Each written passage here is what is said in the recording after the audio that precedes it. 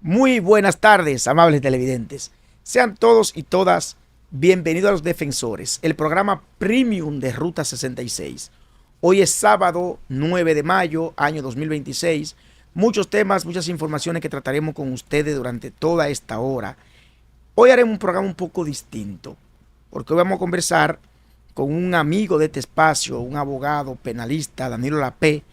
Y Danilo ha venido a este espacio en reiteradas ocasiones y siempre que viene, pues lo hace a edificar a la población, a edificarnos a nosotros. Porque ustedes saben que los temas jurídicos son complejos, son de difícil entendimiento, pero Danilo utiliza una técnica, una metodología que se lo dijera al pueblo de una manera, diría yo, digerible, de una manera que la gente pueda entenderlo. Y por eso nosotros, cuando los temas jurídicos están sobre el tapete y están calientes, pues invitamos a Danilo para que venga a orientar al pueblo dominicano. Vamos a arrancar de una vez con esta entrevista. Hay que aprovechar el tiempo porque ahorita me dice Valentín, dale, que yo me tengo que ir, pero ya está agarrado el hombre aquí. Danilo, querido hermano, buenas tardes, bienvenido a Los Defensores. Buenas tardes y gracias, Valentín, nueva vez por esta invitación. Danilo, mira, tú sabes que cuando yo te invito a Los Defensores para tratar temas jurídicos, yo vengo con una guía de los temas que voy a tratar, porque eso me sirve a mí también para yo tomarlo como referencia y como punto de apoyo en otros lugares donde yo estoy.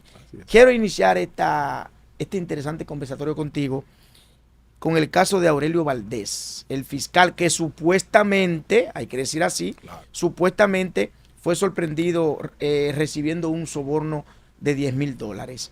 Lo que queremos es que tú nos expliques, que le explique al país en qué punto está este caso y cuáles son las expectativas. Así es. En el día de ayer se le aplicó la medida de coerción de prisión preventiva a ese fiscal por 3 meses en la cárcel de Najayo. ¿Es fiscal o ex fiscal? Todavía no sabemos si lo han destituido. Ya tiene que reunirse el Consejo del Ministerio Público y ese es un procedimiento que no lo sabemos. Pero podemos llamarle ex fiscal porque sabemos que lo van a destituir. Ayer se le impuso medida de coerción por 3 meses, como te decía, en Najayo, hombre.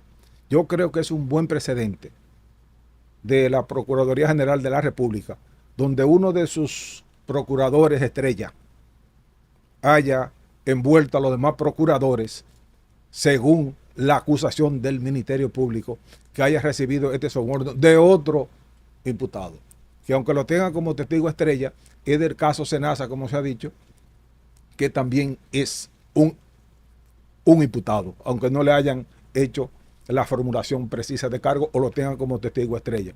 Pero es una buena decisión. Creo que el Ministerio Público, Procuraduría General en este caso, no dice que no tienen vaca sagrada y es un buen mensaje, no solamente para ese joven, sino para todos los fiscales del país.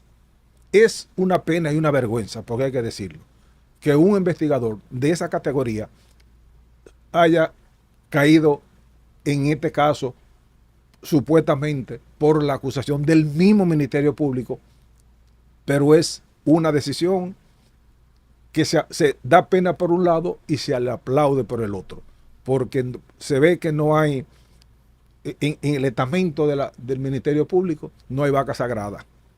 Y en eso a Jenny Berenice hay que darle la razón. No es la primera vez que sucede. Yo tuve un caso, que fue en el caso yo representando a la víctima del Banco Peravia, a los ahorrantes, que sucedió lo mismo. Que un fiscal supuestamente recibió un dinero de uno de los imputados y fue destituido, aunque no se le probó. Supuestamente recibió $250,000 en esa época y yo estaba sentado ahí cuando fue acusado por la persona. ¿Y entonces, fue condenado al final? No se comprobó nada. Se estuvo preso, pero no le probaron. Y en ese momento la magistrada Jenny Berenice Reynoso era la fiscal del distrito y estábamos juntos en el mismo proceso. O sea que no es la primera vez. Da pena, por un lado, que un joven profesional se dañe su vida y la de su familia y la de sus compañeros, porque ya todos los expedientes que él investigó están en duda. Eso te iba a preguntar yo a ti, Danilo. Ese fiscal fue el fiscal que participó, estuvo al frente del expediente de los terrenos de los Tres Brazos. Estuvo en varias estafas inmobiliarias de las que tú conoces bien, porque tú eres un abogado experto en esa área. Estuvo, me parece que en Escalamar. En varios casos. En varios casos. En varios de los casos mediático. Existe la posibilidad de que él haya podido incidir positiva o negativamente en esos casos. Vamos a ver qué van a alegar los abogados de la defensa de los imputados en estos casos, porque la van a poner en duda la investigación que hizo este fiscal. O sea, que por ese lado está débil la investigación que él hizo. Y los casos pueden estar entredichos. Y va a ser una parte en favor de la defensa de los imputados en cada uno de estos casos.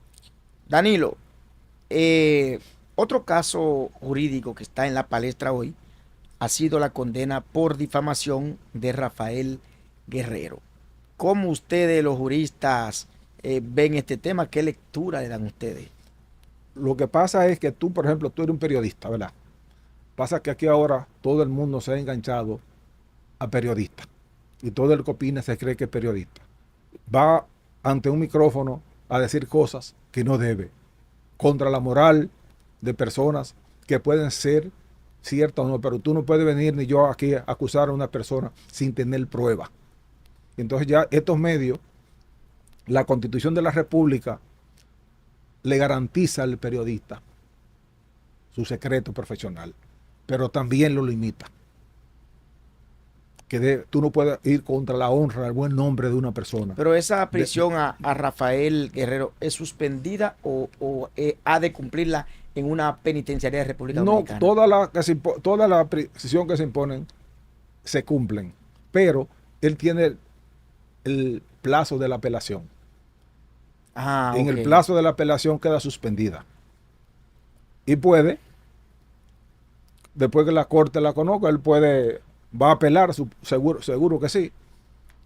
Si la corte la ratifica todavía, él tiene derecho a ir a la Suprema Corte de Justicia. Él le quedan como 3 estamentos todavía. Así es, la Corte y la Suprema Corte. ¿Y qué, por tu experiencia, qué posibilidades tiene de que él pueda quedar detenido en una penitenciaría, en Najayo, en La Victoria, en el 15 de Azua? ¿Qué posibilidades tú ves? Si la Suprema Corte de Justicia da una sentencia con la autoridad de la cosa irrevocablemente jugada ratificando, la Corte puede suspenderla o ratificarla y la Suprema Corte. Después que la Suprema Corte la ratifique, sí hay que cumplirla. Yo creo que eso le manda un presente a la sociedad dominicana.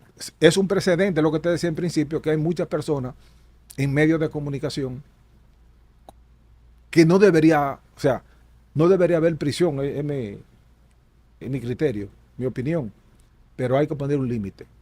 Porque la expresión de la difusión del libre pensamiento tú puedes hacerlo sin autocensura previa, pero con un límite, que es respeto del derecho de los demás. Y sustentado en objetividad. Claro. Porque pararse frente a un micrófono y decir, mi compañero esto lo dice, son delincuentes. Que fulano es delincuente, que fulano es ladrón, que esto y lo otro. No, eso tiene un límite. Y todos los periodistas profesionales, tú ves que ningún periodista de trayectoria, estudiado, que estudió periodismo, cae en eso. ¿Por qué? Porque tú investigas antes de hablar ante los medios de comunicación, y en el caso del que delitos electrónicos también, por la 153, o sea, que hay varios tipos por lo cual fue condenado. Vamos a ver, para que los demás que hacen lo que él hace, muchas veces, que ya ha sido condenado 2 veces según hemos leído en la prensa, pero hasta que no haya una sentencia irrevocable, hay la presunción de inocencia de ese señor. Pero es lamentable. Mira, Danilo, cónchale, apenas llevamos 2 temas de la lista que tengo y ya tenemos 10 minutos hablando. Y ahora es que la cosa se está desarrollando con profundidad. ¿Qué opinión te merece el hecho de que el presidente de la República, Luis Abinader, haya decidido detener la exploración de la mina de San Juan? Y te digo qué opinión te merece, porque a mí me gustaría que tú analices la parte jurídica, porque ya la empresa ha alegado, y otras empresas, que aquí hay que tener cuidado con el tema de la seguridad jurídica. Tu opinión en sentido general y hasta qué punto eso afectaría la seguridad jurídica en República Dominicana. En primer lugar, yo como sanjuanero, que tengo mi herencia en tierra, la tengo allá, de mis abuelos y de mi papá, y ahí estamos nuestros hermanos, que fruto por esa presa de Sabaneta que llevó el JJ Puello por diferentes sectores, sobre todo a Punta Caña, Pedro Corto, y ahí que están nuestras tierras. El valor de esa tierra es precisamente por el agua de la presa de Sabaneta. Y la defiendo, claro, como dicen los sanjuaneros ahora, agua sí, oro no. Pero desde el punto de vista jurídico, aquí nadie sabe las cláusulas del contrato de exploración que le dio el Estado Dominicano a esta empresa. Tú has escuchado a muchas personas hablando, podemos hablar aquí, pero no conocemos el contrato. ¿No ha sido publicado ese contrato? No sabemos cuáles son las cláusulas del contrato. Ningún periodista lo he visto en los medios diciendo cuáles. O sea, por lo que uno es aventurarse y a especular sobre qué pasaría. Pero si hay alguna cláusula que determine que las inversiones que hicieron, si no se le da el permiso de explotación, que hasta el día de hoy no se le ha dado, ningún gobierno se lo ha dado, creo que no habrá responsabilidad para el Estado Dominicano. Pero si hay alguna cláusula que dice que hay que resarcirle la inversión que hicieron, que supongo que no es un tribunal dominicano. Estas empresas siempre van a arbitraje y casi siempre el país pierde en esos arbitrajes. Hay que ver el contrato. Cualquier opinión que uno diga antes, como te decía, es especular. Vamos a ver si en el transcurso de los días, como ahora dice la empresa, que todavía no da por cerrado el caso, aunque el presidente lo haya dicho que fue una decisión acertada por la efervescencia que había en San Juan y casi el país entero, por el medio ambiente. Entonces tú no estabas de acuerdo con esa exploración, Danilo. No, obviamente que no. Danilo, no. Y si esa empresa pues se comprometía a desarrollar esa comunidad, se comprometía a hacer las inversiones del lugar, a darle los porcentajes del lugar, y realmente se cumplía con eso, ¿tú no estarías de acuerdo con que las inversiones en San Juan se hagan? Porque tú te pones a revisar las estadísticas en San Juan, las estadísticas de pobreza, las estadísticas de migración de San Juan hacia otras localidades, y eso es exorbitante. Sí. El 69% de los hogares en San Juan viven en pobreza, y los jóvenes en San Juan de 15 a 34 años se han visto obligados a emigrar. Entonces, creo, Danilo, para darte la palabra, creo que este país no puede convertirse en un país antimina. Lo que pasa es que, por ejemplo, tú vas a África, ponete un ejemplo. África es uno de los países de los continentes que más yacimientos mineros tiene. Sí, ¿verdad? Hay esos países, donde están esas minas, ¿hay riqueza o hay pobreza? Pobre, muchos obreros y el dinero en 4 bolsillos, 5 bolsillos de empresarios y políticos.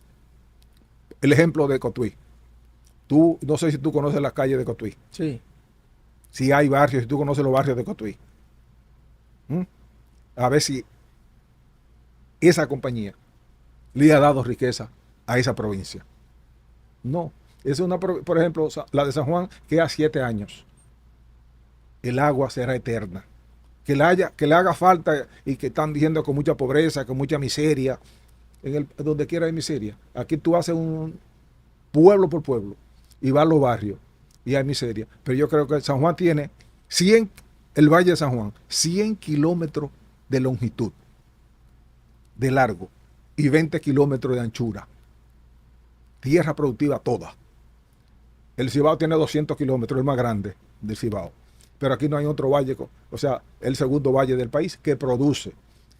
¿Cuál es la causa por la cual haya hambre, miseria, como dicen algunos? ¿Está fallando el Estado? ¿El gobierno? ¿Está aportando a San Juan? No sabemos. Si esa es la estadística, el gobierno no está haciendo su trabajo. No está aportando. Estamos conversando con Danilo Lapé. Ya ustedes están viendo, este hombre es un defensor a carta cabal de su pueblo. Vamos a la pausa y retornamos en breve en Los Defensores, la segunda parte de esta entrevista.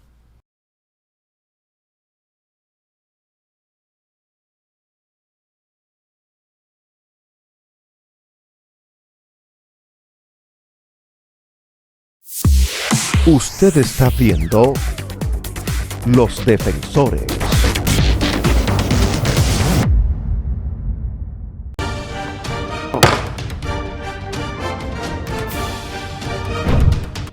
La Cámara de Diputados aprobó con modificaciones el proyecto de ley que autoriza el pago a contratistas del Estado y crea una comisión para la revisión de reclamaciones de obras ejecutadas. Además, el Pleno refrendó varias resoluciones en las que solicitan al Ejecutivo la construcción y remozamiento de obras para sus demarcaciones. En otro orden, casi 30 comisiones se reunieron durante la semana, entre ellas la del Ministerio Público, la cual estudió el proyecto de ley que crea el Sistema Nacional de Protección Integral para Víctimas de Violencia, mientras que la de Hacienda trató con Wellington Arnott, director de INAPA, lo que sería la ejecución del Programa Integral de Agua Potable, Saneamiento Universal y Reuso para la zona de Punta Cana, Bávaro, fase 3. Y junto a Ricardo de los Santos, presidente del Senado, Alfredo Pacheco, presidente de la Cámara de Diputados, recibieron las memorias 2025-2026 de la Cámara de Cuentas. Aprobado. Cámara de Diputados de la República Dominicana. Antes, yo salía con mi camioneta cargada y llegaba por la mitad. Perdía muchísimo tiempo. Hoy, esta carretera lo cambió todo.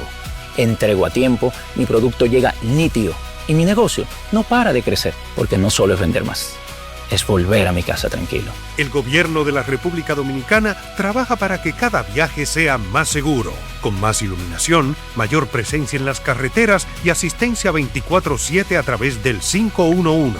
Obras que conectan comunidades, regiones y destinos. Menos vueltas en el camino, más tiempo donde importa.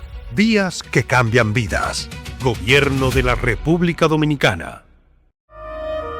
Pedro Enrique Sureña fue un gran filósofo, ensayista, crítico literario, educador y humanista de talla continental.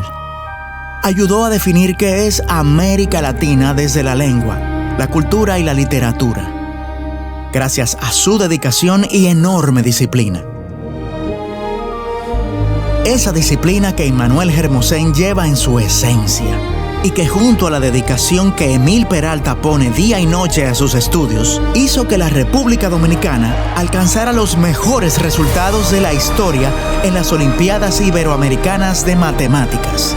Aunque el reto parezca imposible, no le bajes para que nuestro país suba. De eso se trata ser dominicanos al 100 siempre. Siga disfrutando Los Defensores.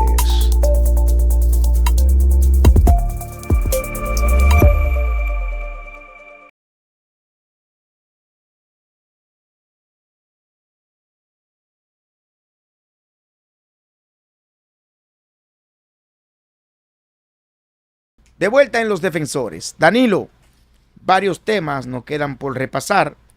El pasado 4 de abril, pues se vencieron los puestos de varios jueces. 11 jueces. De 11 jueces. De la Suprema Corte. Nos gustaría que tú nos hables un poquito sobre ese particular y que ilustre al pueblo cuál es el proceso, qué prosigue, hay escogencia. Háblanos sobre ese particular. Al pueblo hay que explicar. Yo nunca le explico claro para que me entiendan. Hay 11 jueces que se vencieron su periodo para el cual fueron seleccionados, elegidos el 4 de abril del 2019. Fueron elegidos, ya vencieron. Ahora le corresponde al Consejo Nacional de la Magistratura evaluar esos jueces, a ver si ratifica alguno o no. Esa es la... ¿Por qué? Porque puede ser, de esos 11, pueden ser abogados independientes, jueces de corte y de la misma Suprema Corte de Justicia. La semana pasada escuché una rueda de prensa, vi de 2 jueces de la Suprema Corte de Justicia advirtiéndole al presidente de la República que si quitaba a los jueces de la Suprema de lo que están, era un retroceso al Poder Judicial y al sistema de justicia de República Dominicana. Y yo dije que es una facultad del Consejo Nacional de la Magistratura hacer la elección de los jueces de las altas cortes, en este caso Suprema Corte de Justicia. Y digo, voy más allá, digo el presidente de la República. Porque si el presidente de la República dice, Valentín es el próximo juez de la Suprema Corte de Justicia, ninguno de los miembros del Consejo le van a discutir. Nadie. ¿Por qué? Son 8 miembros, pero el presidente tiene un voto salvado, que si está 4-4, el presidente decide quién va. Hay 2 jueces de la Suprema Corte de Justicia, el presidente del Constitucional, el presidente del Senado, de la Cámara de Diputados, uno de la de los partidos políticos con segunda mayoría, en este caso es la Fuerza del Pueblo, que tiene un senador y un diputado, y el presidente de la República. En caso que tenga empate, por lo que se elija, el presidente dice quién. Por eso yo digo siempre el presidente de la República, los demás es formalismo y poema. Pero creo que el presidente de la República no debe desmantelar a la Suprema Corte de Justicia. No debe desmantelarla, y digo, porque si se van 11 jueces, va a quedar acéfala con jueces que no conocen cómo se maneja esa Suprema Corte de Justicia. Para pagar favores políticos, amigos. Que no se deje asesorar de personas interesadas, porque el presidente de la República no es abogado, no conoce el sistema de justicia. Él se va a llevar de lo que le dicen los asesores. Y ustedes saben, y el pueblo sabe, que aquí hay demasiados intereses que quieren tener sus jueces en la Suprema Corte de Justicia. Y digo, ahí hay 3 honorables juezas que el presidente de la República no debería. ¿Quiénes son esos 3 honorables jueces? Está la magistrada Vanessa Costa, Nancy Salcedo y la magistrada Garavito. Esas son 3 magistradas que el presidente o el Consejo Nacional de la Magistratura no debería sacarlas, debería ratificarlas. No porque sean buenas mozas, sino por la trayectoria que tienen. Son juezas de carrera, no se han visto envueltas nunca en escándalo público. Y digo, el presidente lo primero que tiene, o el consejo, que decir es: ¿cuántas sentencias usted falló en estos 7 años? ¿Cuántas recusaciones usted tiene? ¿Cuántas querellas usted tiene? ¿Cuántas veces se ha inhibido? O sea, que le den el trabajo que hicieron esos 7 años para así determinar quiénes sí se van. Hay jueces que sí se van. ¿Por qué? Hay jueces que ya cumplen 14 años en la Suprema Corte. Y deben salir. Claro, dice la Constitución y dice los reglamentos. Y por edad, deben salir por edad también. Sí, pero ninguno tiene la edad, creo que suficiente para pensionar. Pero ¿qué pasa? En la Suprema Corte de Justicia, todo el que se va, no importa la edad que tenga, sale pensionado. Con un jugoso salario. Claro, hay jueces que tienen 50 y pico de años. O sea, que se van el día de hoy y se van con su pensión, que son jueces de carrera. Y aún no sean de carrera, que sean de los tomados de abogados independientes, si salieron de las altas cortes, se van con su pensión. Pero el presidente de la República, reitero, no se deje llevar de personas interesadas. Él tiene la capacidad suficiente, y creo que asesores con la suficiente conocimiento y con la independencia, no por los conocimientos y la experiencia, sino intereses oscuros, que siempre lo hay, de todos los sectores que quieren tener sus jueces en las altas cortes, en este caso, Suprema Corte de Justicia. Danilo, hablemos un poquito ahora. Es brillante esas explicaciones que tú acabas de dar. Hablemos un poquito, vamos a repasar los casos de estafa inmobiliaria en República Dominicana. ¿Y por qué te digo eso? Porque la última vez que tú y yo conversamos, y te he llamado por teléfono en varias ocasiones para que me oriente, aquí solo se habla de estafa inmobiliaria cuando explota un escándalo, como el último que explotó del jovencito que pertenecía a una iglesia de Puerto Plata Esa es de la... que se llevó cerca de 6,000 millones de pesos. Y eso sorprende a uno. Así es. Y te digo eso porque, oye, eso como que no se habla de eso. Viene mañana otro salteador, como dice un amigo mío, no es así. Engaña a 15 o 20 gente más y se vuelve a aprender eso. ¿En qué está el caso de ese jovencito? Y si hay otros más que se están cerniendo por ahí. Sí. Dale la primicia a los defensores. En este caso, por ejemplo, estamos hablando de la Bolsa de Valores y Criptomonedas. Sí. ¿Cómo se llama ese muchacho? ¿Cómo Jairo se llama? González.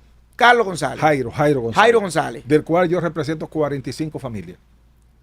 Los cuales... Tú eres el abogado de 45 familias de la que él estafó. Estafada por los míos, 5 millones de dólares. Solamente los míos. Yo a Jairo le he conseguido 2 condenas. Una en el 4º colegiado por un cliente a 5 años. Y en el tercer tribunal colegiado a 8 años, condenado. ¿Está preso entonces él? Él cumplió la preventiva. Está en su casa domiciliaria con un grillete. Danilo, ¿y tú tienes la esperanza de que esos clientes tuyos recuperen esos 5 millones de dólares? Esa parte no lo sabemos, porque son muchos dinero. Solamente esos son los míos. Tú estás hablando de 300 millones de pesos que le llevaron. Exactamente. A ellos solamente. Danilo, si no es una indiscreción ética profesional, ¿cómo se dejaron envolver esa persona de un falsante de Puerto Plata, un muchacho sin ningún abolengo? Porque si tú me dices a mí que lo engañó una entidad financiera o que lo engañó una persona de apellido de abolengo del país, yo te digo, coño, confió, se dejó confundir. Pero si tú me dirías, ¿cuál es el perfil de mis clientes? Abogados, ingenieros, médicos, empresarios.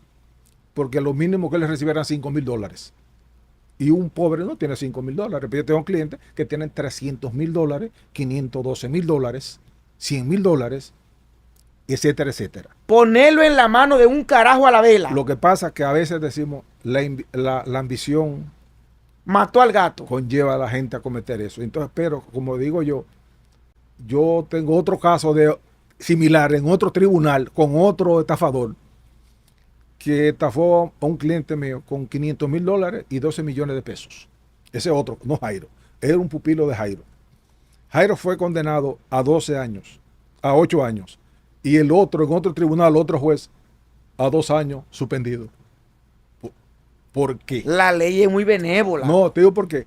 Porque los fiscales, en un caso solamente se fueron por el 405, que es el abuso de la estafa, pero no se fueron por la ley de mercado de valores. Esos son componendas entre fiscales, jueces e imputados. Pero yo te pregunto, Danilo, porque eso realmente impacta. ¿Dónde diablo metió ese muchacho 6,000 millones de pesos?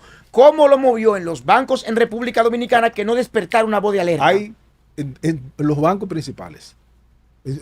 Iba con un contrato, llevaba $100,000, $200,000, millones de dólares llevó. En la querella hay que llevó a los bancos $15 millones, más 400 y pico millones de pesos. Y nunca los encargados de las cuentas de esos bancos no dieron alerta a nadie. Y espérate, pero a los bancos no se menciona cuáles fueron los bancos involucrados en eso. Ni fueron llevados como testigos al tribunal. Que yo siempre se lo manifesté a los fiscales, pero aquí tú sabes que tú no puedes ir a los bancos, siempre lo protegen, o esos funcionarios, para que las personas no vayan el sistema, para que el sistema no entre en riesgo. Y esa es la parte. Pero aquí hay fiscales que conviven. Y hubo una jueza que dijo en el tribunal que esas personas que llevaron su dinero eran unos estúpidos. Oye. O sea, ella no estaba acusando a los que llevaron el dinero. Yo le dije, magistrada, hasta el día de hoy, ni el pensamiento ni la estupidez están criminalizados. Tal vez fueron estúpidos, pero su dinero eran de ellos. Mierda. Y creo que usted no debe referirse porque usted está diciendo que el imputado, lo que se robó los cuartos, que se lo cogió, Danilo, yo bueno. no me imagino los niveles de depresión y los niveles de inestabilidad emocional por la que está pasando la gente que perdió perdió $1 millón. Así es. Ya personas que han muerto. De depresión, de tristeza. Claro. Por ejemplo, del caso mío del Banco Imperavia ya han muerto 3 de las víctimas. La superintendencia todavía no ha pagado. Las indemnizaciones tampoco lo hemos recuperado. Y cuando tú me dices a mí que yo te digo, Danilo, ¿y qué posibilidad tú ves de que ese dinero se recupere? Que tú me dices, eso no lo sabemos. ¿Y dónde tiene ese pelafután para pagar esos dineros? Según Jairo, él tiene una billetera en criptomoneda. Pero esos datos la tiene la Fiscalía. Delitos financieros que ninguno de nosotros no han dado esa información. Pero él está en libertad y tú sabes que en esos casos hay una clave que solamente él puede entrar. Pero es en cuanto a la criptomoneda. Yo tengo un caso de estafas inmobiliarias. Fue un proyecto en Juan Dolio que cuando el gobierno de Danilo Medina al final fue a inaugurarlo, se iban a hacer casi alrededor de 100 pisos, una torre. Y yo represento en este proyecto un grupo de estafados. Solamente echaron la base y se desaparecieron. Un español. Y todo el mundo está reclamando lo que tiene apartamento en el aire. Dios. Y es un caso que no ha salido. ¿Y de cuántos millones está hablando ahí? Bueno, de muchos millones. Bueno, solamente mis clientes son 8. Y los míos eran, por ejemplo, en ese principio era cada $100,000, $190,000. ¿Y ese caso no ha trascendido en los medios? No ha ido a los medios ese caso. Primera vez que yo estoy hablando de este caso ahí. Con Lespar Dives Inversiones, Lespar se llama, que era una torre en Juan Dolio, con toda la... ¿Y el español se desapareció? Se desapareció. Y ese caso todavía estamos investigando para saber si la fiduciaria, el dinero de esa persona, quién lo tiene. Hay una fiduciaria en el medio. Si es la fiduciaria o si se lo llevó el español. Y así hay muchísimos casos, pero en todos estos casos. Y la fiduciaria, sin entrar en detalle, es una fiduciaria reconocida de República Dominicana. No tan reconocida, pero ese es el problema.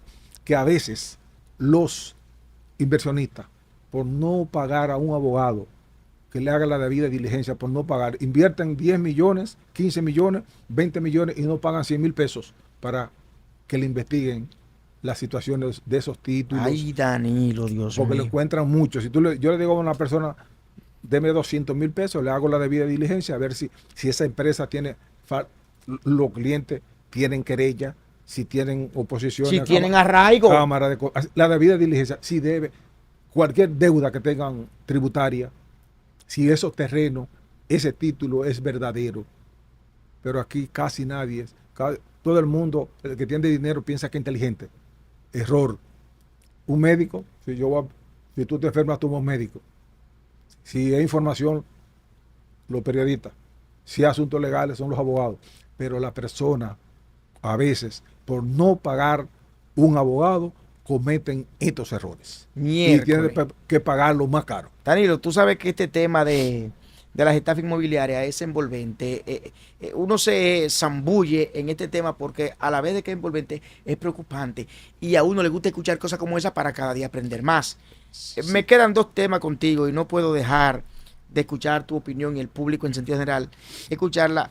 Háblame un poquito del caso Yesé, desde el punto jurídico, desde el punto de vista jurídico, ¿en qué está eso? Y te digo eso porque podría pensar el público que nos escucha, bueno, pero es que eso está en la palestra y todo el mundo lo escucha. Es que se le han agregado muchos elementos. Hay muchas disociaciones. Hay quienes esperan que Antonio Espaillat sea condenado a 20 años, a 30 años, cuando el código realmente no establece eso. Sí. Háblanos sobre ese particular para ilustrar al pueblo. En el caso de Yesé, Antonio y Maribel Espaillat, en este caso hay 3 teorías. La primera es el homicidio involuntario. Nunca me gusta hablar de lo que dice el código, pero el 319 del Código Penal te establece que la pena máxima es de 6 a 2 años. La máxima establece el código. Otros se van por el 1386 del Código Civil, que dice que los daños causados por la ruina de un edificio o por su vicio de construcción, la responsabilidad del propietario, que debe pagarlo civilmente. Otra teoría es el dolo eventual, que la gente no entiende. Oye la frase, pero no entiende qué significa. El dolo eventual significa que si tú sabes que el hecho va a suceder, que si en el caso de Yesé se iba a desplomar el techo, tú estabas consciente de que se iba a desplomar y tú dijiste, vamos, seguimos la fiesta. Ahí es el dolo eventual y tú no hiciste ninguna diligencia para evitarlo. Pero tú tienes que estar consciente. La certeza de que sí iba a caer el techo, que en este caso no era así. ¿Por qué? Porque el mismo joven testigo y víctima, que según él le dijo a la propietaria que suspendieran la fiesta porque se estaba cayendo el techo, declaró como víctima, no como testigo, y que la señora no le hizo caso. Y digo, pero eso es la declaración de él, que cuando ven el testimonio, o sea, que lo vayan a interrogar, la defensa le va a preguntar si tú tenías la certeza de que el techo se iba a desplomar, ¿por qué tú no le avisaste a todo el público y tú también saliste? ¿Por qué tú te quedaste ahí sabiendo que tú ibas a morir? Eso lo puede culpar a él también. Esa va a ser la fortaleza de la defensa. Y yo siempre casi estoy en los casos del lado de la víctima. Pero ese caso ahí, a él no lo han interrogado. Y ese tema nadie lo toca. No he escuchado a nadie hablando de este caso. Le va a decir, ¿por qué tú no saliste? Él le va a decir, no, por lealtad a mi jefa. Oh, eso es lo que va a decir. Por lealtad, porque tenía miedo de perder mi trabajo. Exacto. Pues tú no tienes certeza de que eso iba a pasar. La cosa. Entonces va a decir, tampoco la doña tenía certeza, en Antonio Espaillat tenía la certeza que ahí el doble eventual se cae. Se cae. El doble eventual se refiere a eso, a la certeza de que el techo caiga. No, por ejemplo, tú coges la Lincoln por el lado izquierdo, manejando por la vía contraria. Tú sabes que tú puedes causar un daño. Claro. Porque le va a dar un vehículo de frente. Pero no obstante eso, tú sigues. Y le da y mata a 2 personas.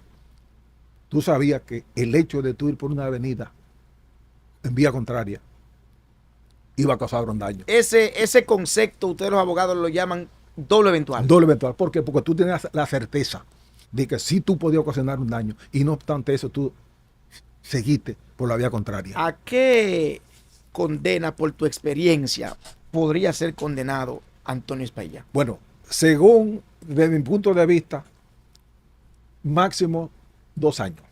Porque eso es lo que establece la ley. ¿Suspendida o en una prisión? No creo que suspendida. Aquí no hay ningún juez. En primer lugar, el juez de la instrucción, que para el 15 del mes que viene va a dar la sentencia, aquí no hay juez que se atreva a darle no al lugar a Antonio Espaillat, ni a Maribel Espaillat. Lo van a enviar a juicio de fondo y le ordenó un segundo peritaje a la defensa, ¿verdad? Después casi fuera de los plazos. Pero eso lo manda a juicio, en juicio que lo discutan. Él le preservó el derecho de defensa y se cuidó. Pero en caso que haya condena, en este caso máximo son 2 años. El doble eventual es muy difícil de probarlo ahí en el tribunal. No importa, porque una cosa es lo que diga la ley. Y 2 años en Najayo. Bueno, donde sea. Pues la manda para La Parra o para San Pedro, para donde sea. Son 236 muertos. O sea, no puede eso haber impunidad ahí. Y civilmente, claro que será condenado. E incluso ha hecho muchas negociaciones con muchos de la víctima, pero eso no le exime de la condena. Pero, y digo 236 muertos, pero víctimas son miles. Niños, huérfanos. No es, el derecho no es sentimiento. Los jueces no juzgan sentimiento. Ellos se van por la ley. Pero en este caso, ningún juez, ni en juicio de fondo, se atreve a decir que estas personas son inocentes. Ellos lo van a condenar por homicidio involuntario. Y penalmente y civilmente también van a ser condenados. Danilo, finalmente, hay muchos escépticos, hay otros creyentes, hay otros indecisos, hay otros imparciales, pero la sociedad dominicana hoy, la opinión de la sociedad dominicana está dividida con relación a si habrá un SENASA 2.0. La gente quiere saber en qué está eso, porque es que eso ha tenido un proceso de frialdad, de congelamiento, que la gente dijo, pero ya se olvidó el pueblo de eso. ¿Habrá desde tu punto de vista un SENASA 2.0 y orientan un poquito sobre en qué anda ese particular? Yo he visto varias declaraciones, incluso cuando se le impuso medida de coerción a los imputados, encabezado por el señor Jacín, el magistrado Camacho dijo que habría un 2.0. El pueblo la está esperando. No ha habido más nada. Una persona que se iba para Estados Unidos con un pasaje de ida nada más, ahora fue apresado, pero ese ni 1.0, ni 2, ni 3. El día que se le impuso la medida de coerción a ese joven o a ese señor, el magistrado Camacho dijo que habría un 3.0. Pero no va ni el 2 y ya vamos para el 3. Exacto, ahí voy. ¿Qué pasa? El pueblo está ansioso de ver qué pasará, a ver si habrá impunidad, quiénes son, si hay médicos, si hay farmacias, quiénes son. El pueblo no sabe, no sabemos. Y el pueblo tiene el deseo y alberga la esperanza de que el Ministerio Público cumpla con su palabra. Y este señor Jacín, él está en una cárcel. Claro, la semana pasada se le conoció la revisión de la medida de coerción. La Corte de Apelación se la ratificó a todos. O sea, ellos pueden estar, fue un caso complejo, a 18 meses. O sea, que puede ser que dentro de 3 meses de nuevo le van a revisar de oficio o de manera a solicitud de parte la revisión obligatoria. ¿Qué aplica y según el código la pena? 10 años, 5 años. No, en este caso correspondería a 20 años. 20 años. ¿Corresponderían? Sí, claro, porque son demasiados tipos penales. Y si le incluyen lavado de activos, que es posible que esté acusado de lavado de activos, asociación de malhechores, porque si fuera por estafa, no. O sea, estafa son 2 años, con el código vigente. Ahora, si fuera con el código que entraría en vigencia ahora en septiembre, sería ya más las penas serían mayores. Y por ejemplo, te decía en el caso de Antonio Espaillat, que el último día fue Camacho a la audiencia. En las primeras audiencias mandaban fiscales hasta jueces, fiscales, fiscalizadores. Pero la última fue Camacho, que le dio más carácter al proceso. Danilo. Esperemos que todo se le cumpla la ley, que cada quien cumpla y pague por los daños que ha hecho a la sociedad. Danilo, ilustrativo, provechoso este conversatorio. El país pues acaba de ilustrar, acaba de refrescar los procesos de cómo andan estos temas jurídicos en República Dominicana. Y darte las gracias, hermano, por honrarme de venir a este espacio a conversar Gracias conmigo. a ti, gracias. Y siempre a tu orden, cuando tú quieras, me tienes. Señores, ustedes no se muevan de sus asientos y disfruten de la interesantísima sesión de Nelson Gómez y hablemos de marketing.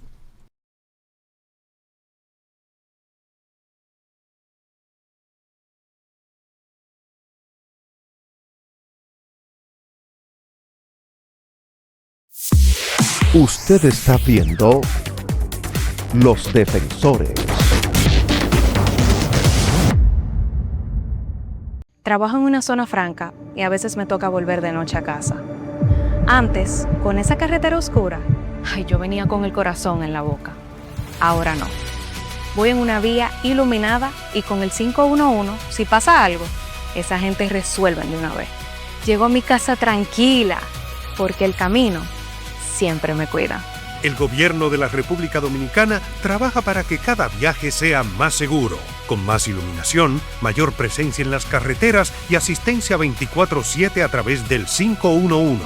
Obras que conectan comunidades, regiones y destinos. Menos vueltas en el camino, más tiempo donde importa. Vías que cambian vidas. Gobierno de la República Dominicana. Un grupo de valientes nos devolvió la libertad aquel 27 de febrero de 1844. Héroes, superhéroes de la vida real, que siempre que intentaron quitarnos la soberanía, vencieron una y otra vez. Por eso diariamente les rendimos tributo y damos lo mejor de nosotros para llegar a ser dominicanos al 100.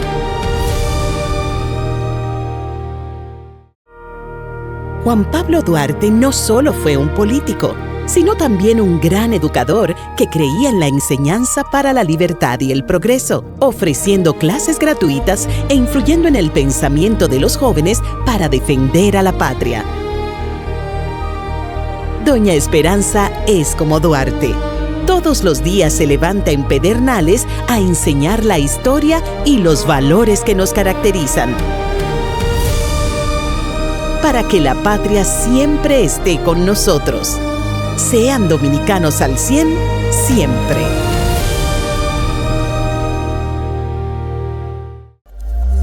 Siga disfrutando Los Defensores.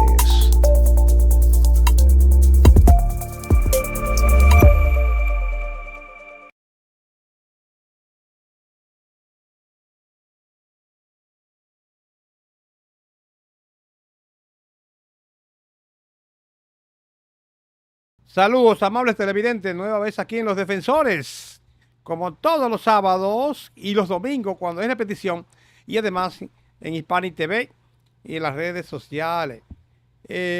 Señores, hay muchos elementos de qué hablar con respecto a lo que es el mercadeo político y las estrategias de los partidos y del gobierno. En esta semana el gobierno reitera su estilo de como dice, de reculación, de recular, como dice el pueblo, de echar para atrás, pero bajo la presión social.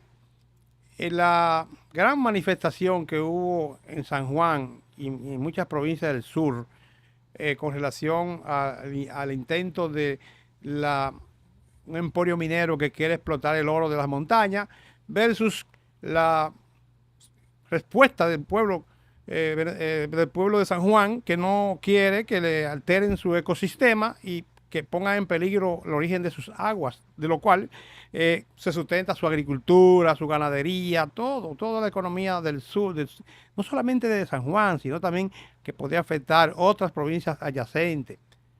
Y esto fue lo que dijo el presidente al final, después de haber enviado la guardia y la policía a apaciguar aquella manifestación del domingo pasado.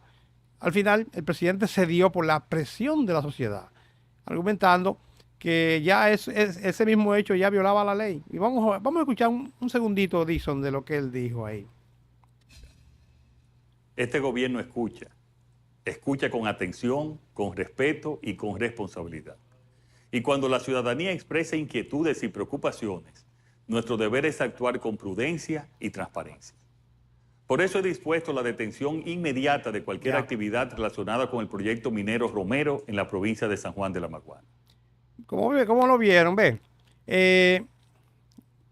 era demasiado, ya no era un problema regional, territorial, ya era un problema nacional e internacional. Ya la diáspora estaba encendida. Una isla pequeña, un proyecto de explotación minera que abarca desde República Dominicana a Haití. Esta isla prácticamente nos la van a dejar de vuelta a hoyo. Pero vamos a hacer una extrapolación a lo territorial, cómo los funcionarios y los alcaldes del Partido Revolucionario Dominicano están desafinados con el presidente y están desafinados con el gobierno.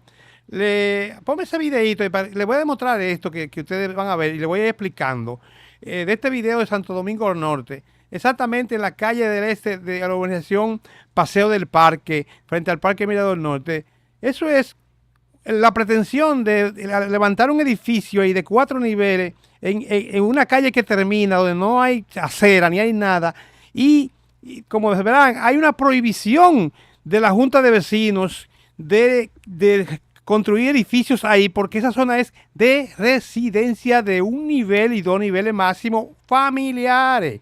Pero apareció un tipo que compró un solarcito de algunos 300, 250 metros y quiere hacer una torre ahí por encima de la Junta de Vecinos Paseo del Parque, que la dirige un señor apodado Guancho, que hace una gestión extraordinaria, pero no le hacen caso en el ayuntamiento, señores. Él fue al ayuntamiento con una comisión, con los documentos, diciendo que objetaban esa construcción de un señor que dice que está pegado y de un arquitecto dice que es un jefe y que ellos van a construir por encima de quien sea. Y así que estamos. ¿Ustedes se acuerdan el lío que armó el hermano de Betty Jerónimo en una urbanización por querer hacer una construcción ilegal en un área verde? Exactamente es lo que está pasando aquí. Tendríamos que ver quién o quiénes autorizaron a que este señor viole la ley de una urbanización, sus normativas de espacio. ¿Por qué el planeamiento urbano del Ayuntamiento de Santo Domingo Norte quiere violar y pasarle por encima a la comunidad? Y esa comisión fue donde la arquitecta, ahora cuyo nombre no acuerdo, la que está a cargo de esa, ella simplemente dice, no, yo encontré eso ahí y vinieron y le hicieron una reposición de permiso, pero ya eso había sido objetado antes por otra administración de otra junta de vecinos. Y no, esta gestión de Betty Jerónimo, responsablemente, lo digo, quiere violar las normas de las urbanizaciones donde hay la mayoría hemos comprado ahí metros de tierra a 10 y 15 mil pesos el metro, señores, para construir residencias familiares.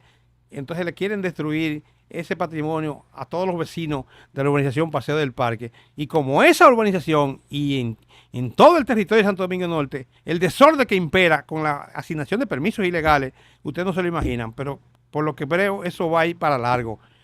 Así anda desafinado este gobierno con sus alcaldes, con sus funcionarios, que una cosa toca el presidente, un violín, y otro anda tocando güira y tambora. Pónganse en lo suyo, señores, que a los ayuntamientos solamente le queda 1 año y un poquito nada más de gestión. Y si siguen así, es para afuera que van. Nos vemos la próxima semana.